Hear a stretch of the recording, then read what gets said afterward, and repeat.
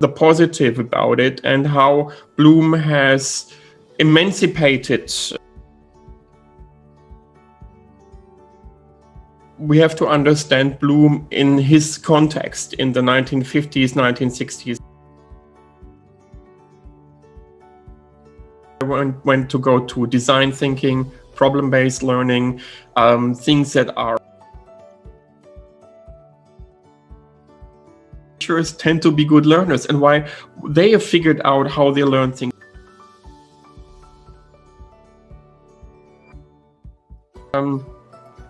It had, again, so my practical work at the Polytechnic had very little to do with whatever Bloom's taxonomy is about.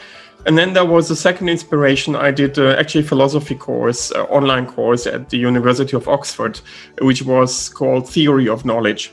And so it was all about like what is the epistemological base of knowledge.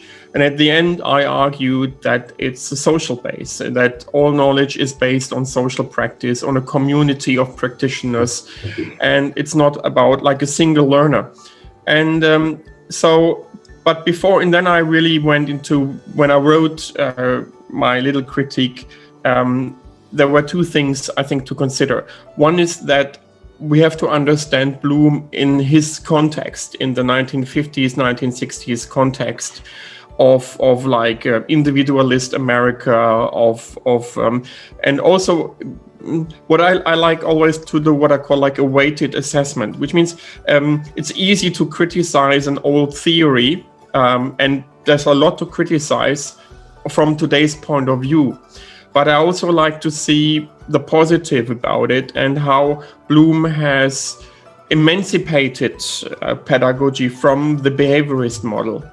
And so it was not all like negative and it's easy to criticize, but I think the big part was that he said, look, there's higher cognitive skills and they have a value, and we should appreciate the ability of human beings to go to a higher level, which is not just conditioning. And I think this was already in the post-World War II era like a huge advancement, and I think it was like a really great progress. And of course, from today's perspective, when we get confronted with it, of course we say, it's very hard to connect because the world or the teaching world is so different. And I think from a constructivist point, we say, look, it's very hard to say, look, it's about cognitive skills, but we're dealing about social skills, teamwork, we're dealing with motivation. We're dealing with intrinsic motivation, extrinsic motivation. So how strong is it in learners? We're dealing with thinking. Today, we're not saying call it higher cognitive skills. We call it like metacognitive skills. And there's been so much development in research now that we say, okay, there is metacognitive knowledge, there's metacognitive regulation, there's metacognitive experiences, and they're all really well researched. There is metacognition on the individual level, on the social level. Like if I think, what does it do for my family? What does it do for my work group? Not only for myself. So basically there were these two things. So my work as a lecturer at a polytechnic, where things are really hands-on, or where things always happen in a team, and also the philosophical side to say, like, look, it's not just knowledge is not just like something which is like, okay, here is a package of knowledge. It's something that's alive, that's always created, recreated, reviewed, developed, extended, and it's something that's very alive.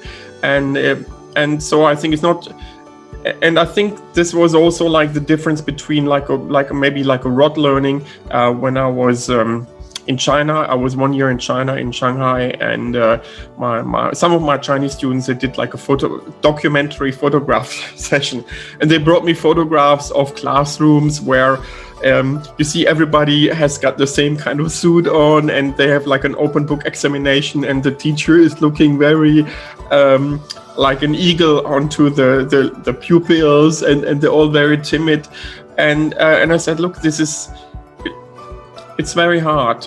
And I tried to also find a humorous point about it. I told because my Chinese students, they had this mindset, knowledge is like a package, okay? It's like something that you learn at school and then you carry it with you for the rest of your life.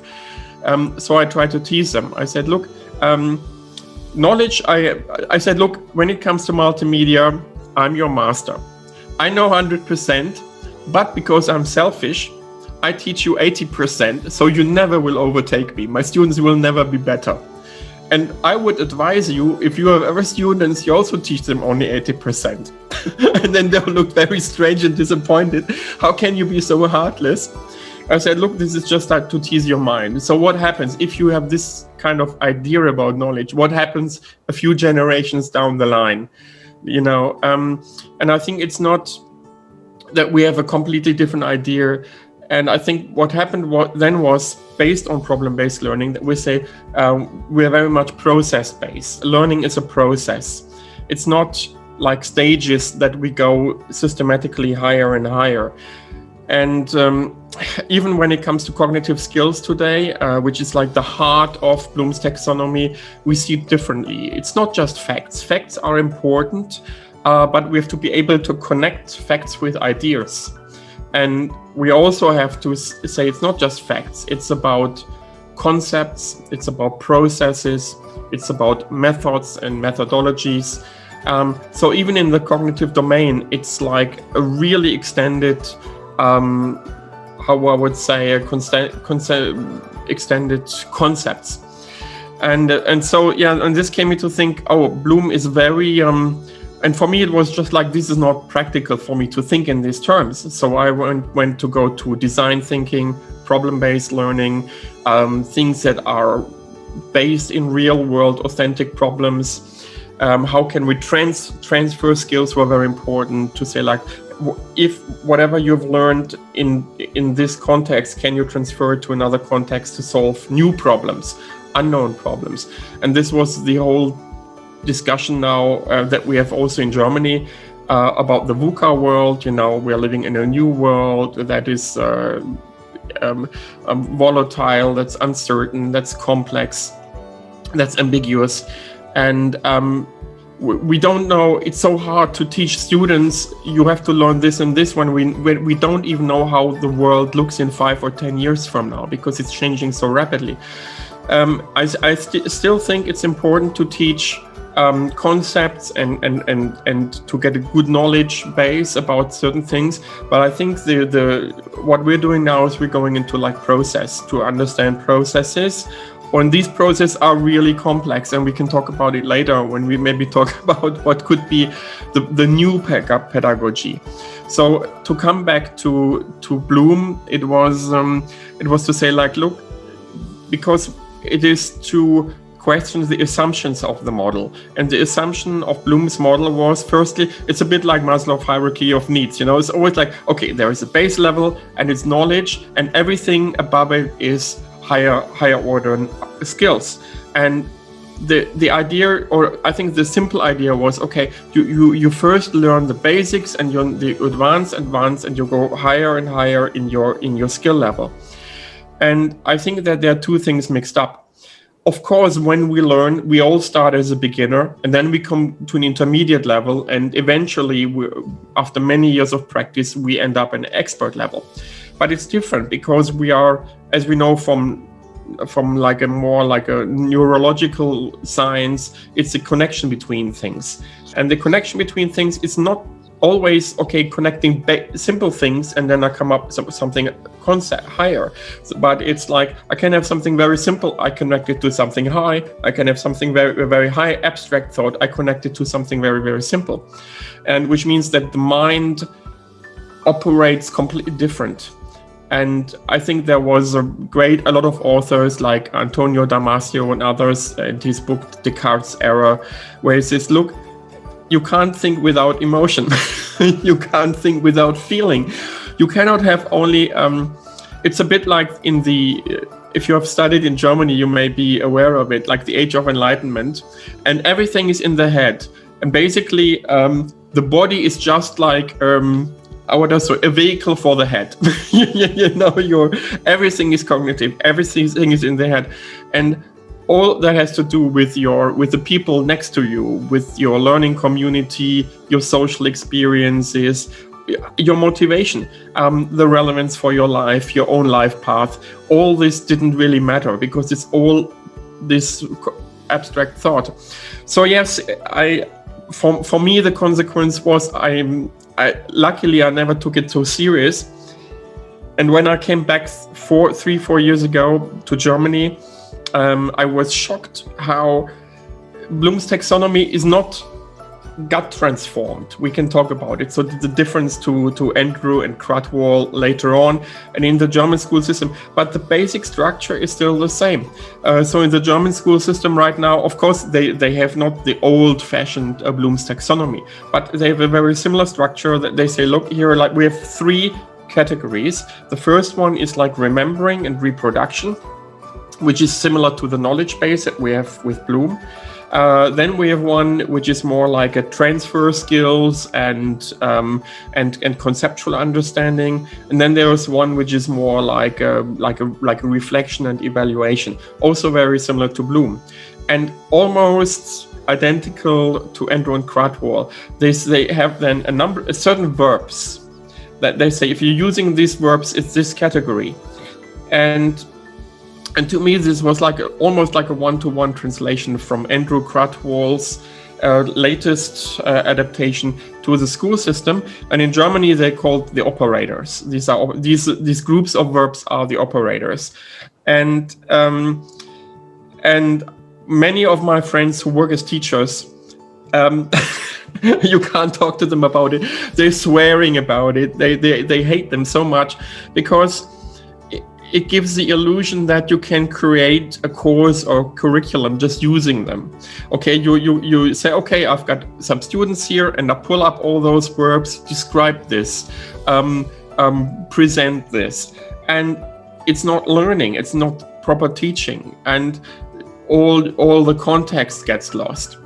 And when I was teaching in Shanghai, a lot of young lecturers got criticized for that because many of my students, they said, look, it looks like they get their knowledge from the internet. I can go to the internet. That's why I not have a teacher. I am going, whatever, if I'm going to private college, I pay money, I pay tuition fees. If I'm going to a public school, I said, look, I'm not going there to see teachers who can get things from the internet the same I do.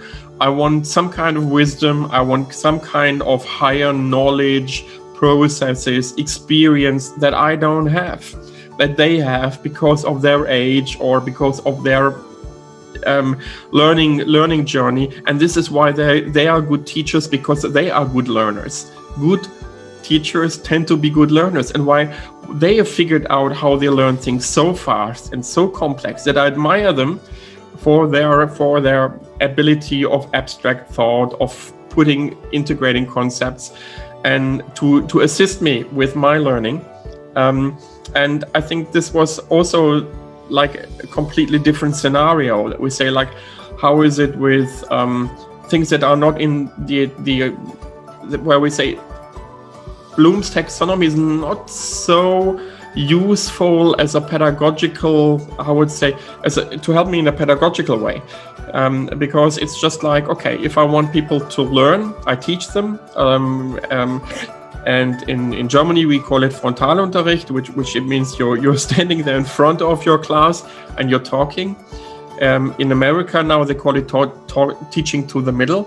Because if you take a Gaussian distribution, a normal distribution, and even if you're a good teacher, and this is the thing, even if you're a good teacher and you're nice and you're empathetic and you can explain things really nicely, even then there will be some students who already know what you're going to say. So they pretend to be interested, but they're politely bored.